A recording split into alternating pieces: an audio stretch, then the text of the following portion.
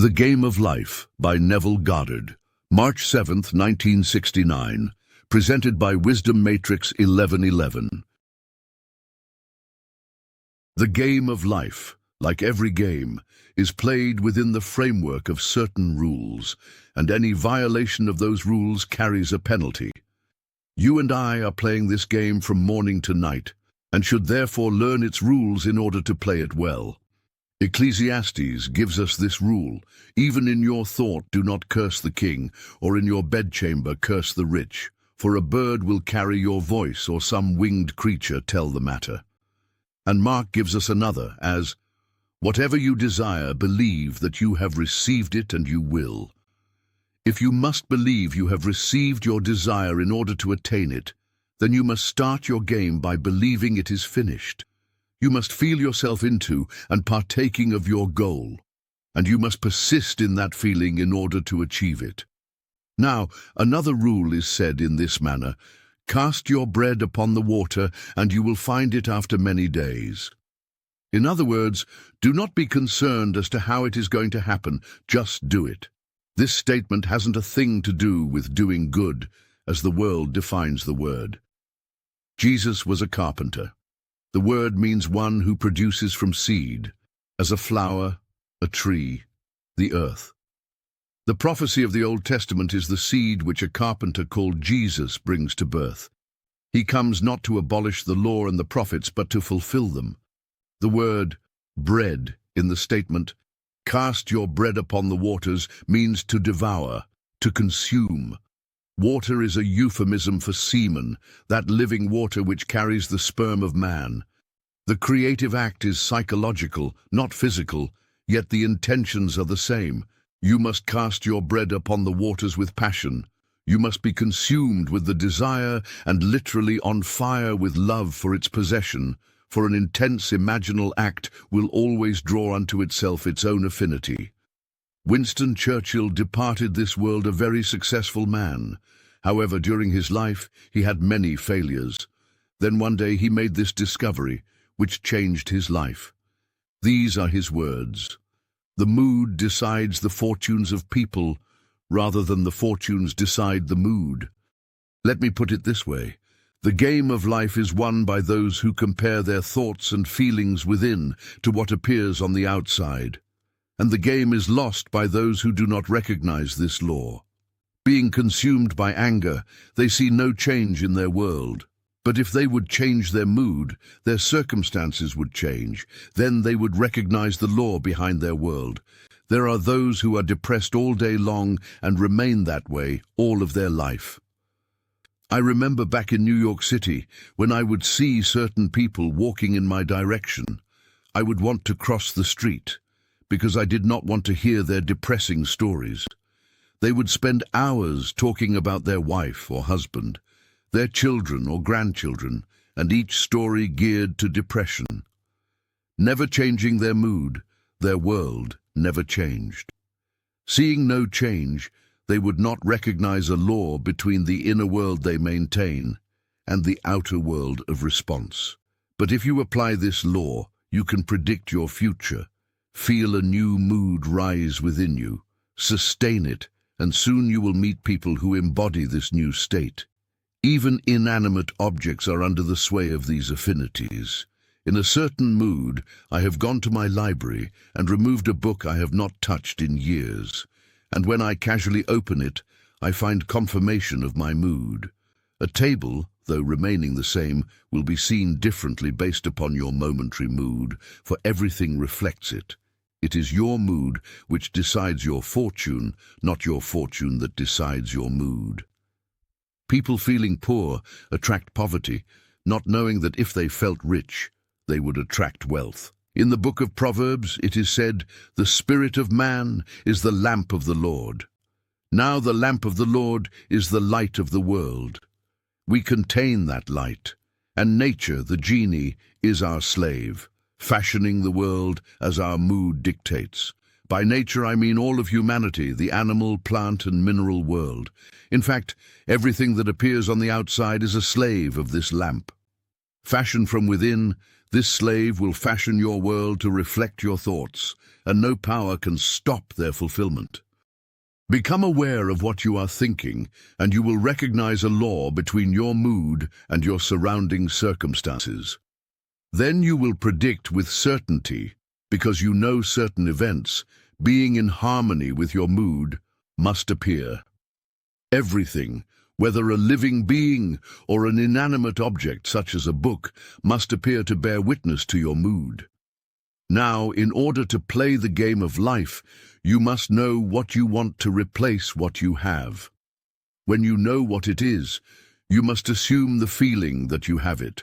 Although your reason and senses will deny its existence, persistence will cause your assumption to harden into fact and objectify itself upon your screen of space. Play the game this way.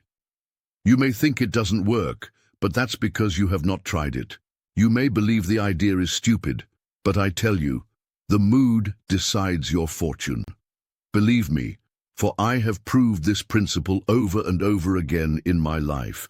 It was Winston Churchill who galvanized the Western world by putting his words into practice.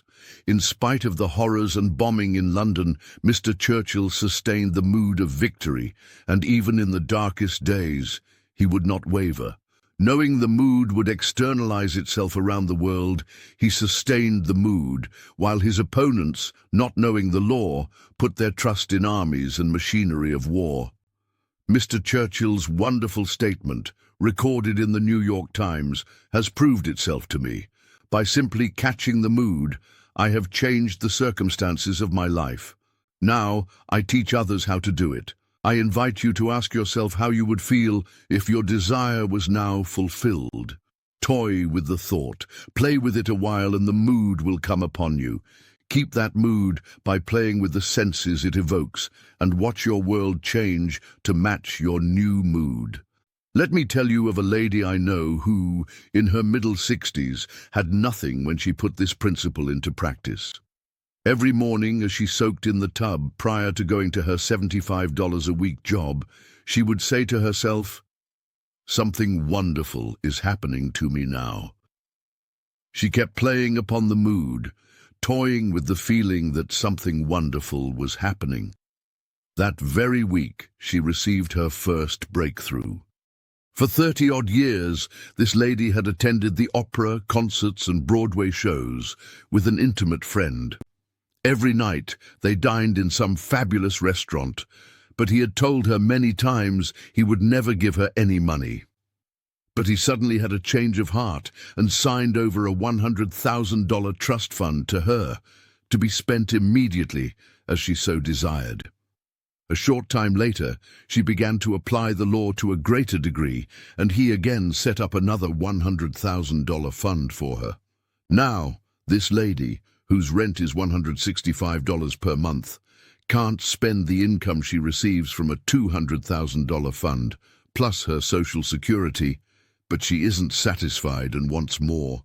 The old gentleman has a little hardening of the brain now, and they have parted company. And because he refuses to see her, she curses him, though we are warned, "Even in your thoughts do not curse the king, or in your bedchamber do not curse the rich, for a bird of the air will carry your voice, or some winged creature tell the matter." This lady calls me every week to tell me she is overcoming the cursing. I hope so, because other things can come into her world if she continues to do so. The law has its positive as well as its negative side. I am not here to judge how you use the law, but leave you to practice it as you will. If you are in the habit of thinking negatively, you are not going to sustain the thought that you are all you want to be. You may hold it for a few seconds, and if it does not prove itself instantly, you may deny it. But in order to play the game of life, you must know the rules and apply them. And remember, as in every game, there are rules whose violation causes failure. You cannot deceive yourself, for God is not mocked. As you sow, so shall you reap. In the world you may get away with a violation that the referee did not see, but you cannot get away from the observer in you, for he and you are one. If you know what you did, then he knows, for your awareness and the Father of your world are one. You cannot deceive yourself, you cannot mock yourself. God is going to record your every violation and mold your world in harmony with your feelings. Let me now share a letter I received from a friend. In it he said, "Last Monday night a friend asked me for help, so that night I spent a half hour imagining I heard the words he would say if his desire were realized. Just before I awoke the next morning, the friend's wife appeared in my dream and thanked me for my help. Then Tuesday evening, while enjoying some music in my living room, my friend appeared in reverie. Speaking with authority, power, and joy, he used the identical words I heard when I imagined him confirming the fulfillment of his desire, and I felt the thrill of completion. It is my hope that confirmation will come in the immediate present, and my friend will hear the man tell him in person of the fulfillment of that imaginal act which was set on fire by his friend." Now, in another part of his letter, my friend said, "In a dream I entered a hotel lobby, registered at the desk, and asked to be called at 7 o'clock the next morning. As I watched, the man marked a bold 7 over my name on the card. Then I awoke. This is a marvelous vision, as 7 is the numerical value for spiritual perfection. It also has much to do with gestation and incubation. In the insect and animal world, I am told that 280 days is a multiple of 7. We know that a hen's egg, if properly incubated, takes 21 days, again a multiple of 7. Here we find birth has multiples of 7, but in his case, it is incubation of spiritual perfection. Another lady wrote saying, "I saw myself lying in bed, ghastly pale as though dead. Suddenly a giant of a man rose out of my body." Let me tell you the story of a wonderful artist who was also a mystic. His name was George Russell, but you know him best as A.E. He said, "I will tell this vision, but where it happened I will not say. It was a vast hall with the columns made of living opal, as though the colors of dawn and evening had blended into something alive. Between the columns were thrones upon which fire-crested kings were seated. One wore a crest of the dragon, another plumes of fire. In the center, a dark body was stretched out on the floor as though in a deep trance. At the far end of the hall, on a throne higher than the others, sat a being with the sun's glory shining behind him. As I watched, 2 crested kings rose, and stretching their hands over the body on the floor, sparks of light came out of them. Suddenly a figure as tall, as majestic as these fire-crested kings rose out of that dark body. Looking around, he recognized his kin and raised his hand in salutation. Then they leaped from their thrones, raised their hands in the same wonderful greeting and, like brothers, walked toward the end and disappeared into the sun.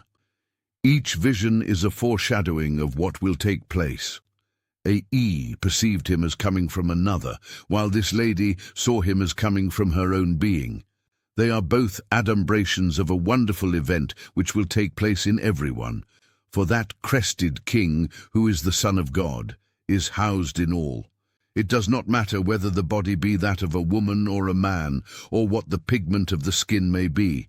Within each one of us is the Son of God, who, radiating his glory and bearing the express image of his person, is the great lamp of the Lord. And one day this majestic being will rise out of your garment of death, and you will enter the land of life. But while we are here, let us learn the rules of the game of life and play it. Life itself is caused by the assemblage of mental states, which occurring creates that which the assemblage implies. My friend mentally heard the words he would hear if his desire for his friend were fulfilled. Its assemblage, occurring within him, created the event to be played out in the game of life.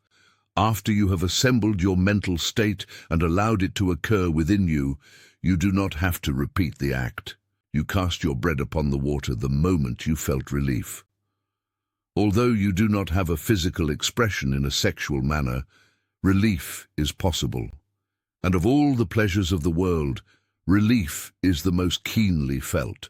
When someone you dearly love is late, you anxiously await that key in the door, and when you hear their voice, your relief is keenly felt.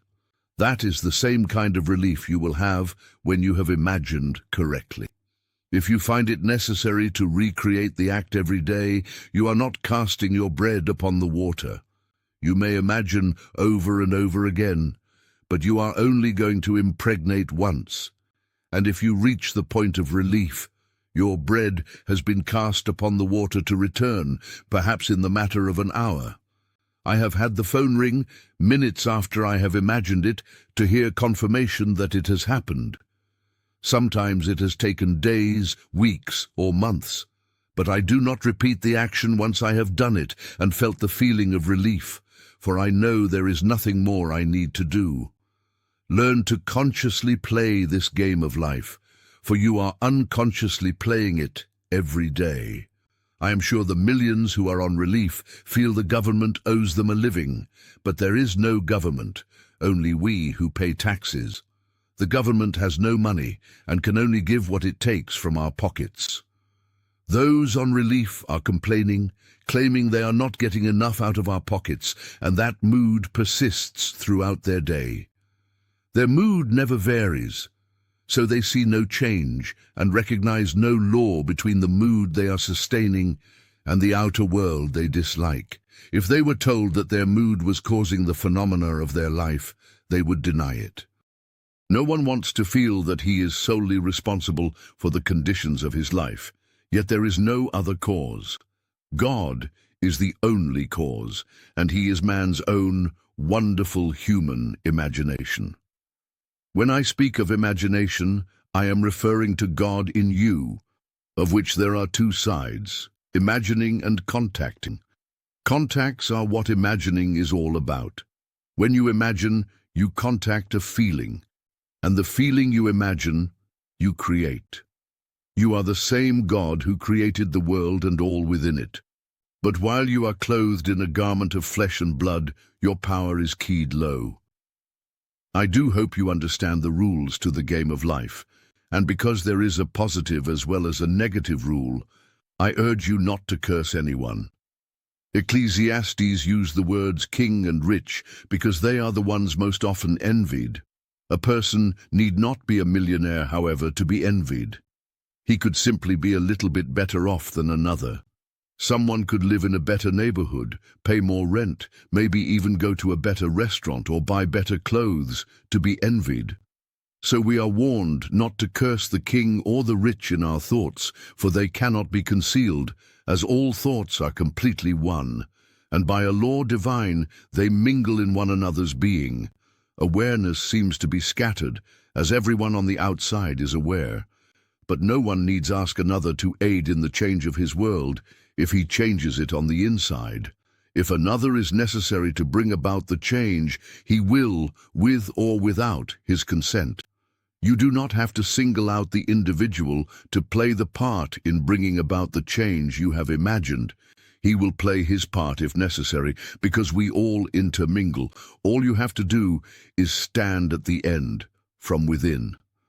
I remember visiting my family in Barbados when I was told I could not leave the island for 7 months, but I wanted to leave on the next boat out. To me, being on that boat was my end, so while sitting on a chair in my parents' home, I entered the boat in my imagination and viewed the island as I was departing.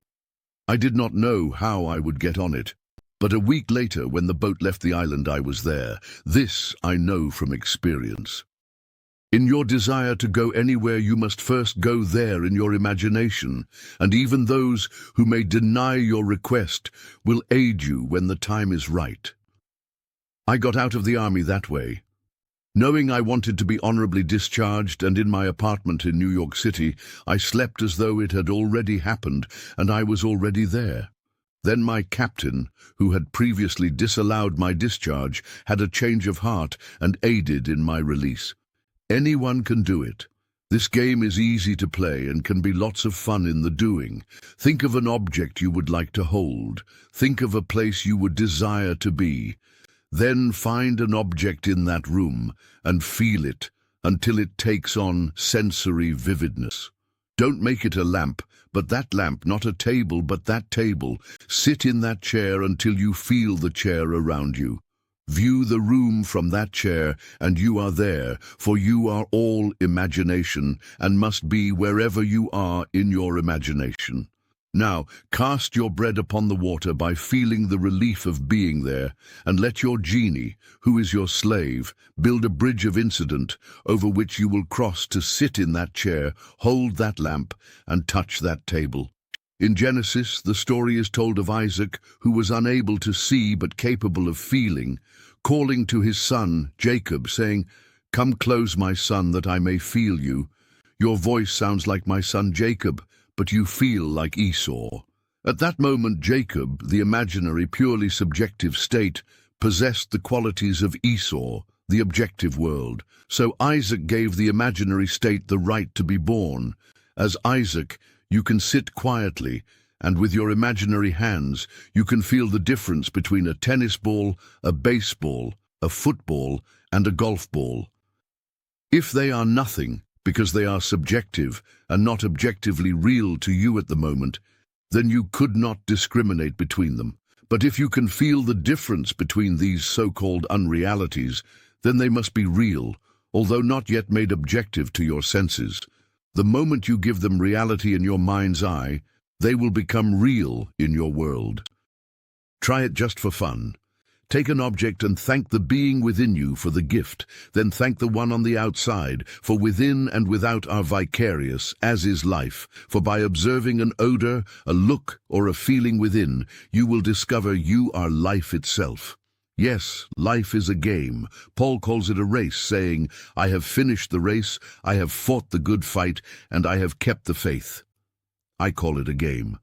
Both are competitive, but the opposition is with self and not with another, for there is no other. Do not try to get even with another. Grant him the right to use the same law to achieve his goal, even though it may be similar to yours. The knowledge you share will never rob you. Simply determine your goal, feel you have achieved it, and cast your bread upon the water. Then drop it and let the game of life be fulfilled in your world. Now let us go into the silence. As we conclude today's dive into Neville Goddard's The Game of Life, remember that imagination is the very fabric of our reality. Through our thoughts, feelings, and imagination, we are continually creating the world we experience. And then there's the profound wisdom of cast your bread upon the waters, a reminder that when we give, whether it's love, kindness, or faith, it will always return to us. The universe responds to our energy and intention. What we send out will always come back in some form or another, often in ways we least expect. So, as you go forward, remember this. You are the master of your fate, the architect of your reality. Trust your imagination, keep the faith, and watch your external reality bend to match your inner vision wonderfully. Thank you for tuning in to Wisdom Matrix 1111. Thank you for subscribing to the channel, liking the video, and sharing. Until next time. Keep playing the game of life with imagination, courage, and faith. Your reality is yours to create. This game is yours to win. Peace.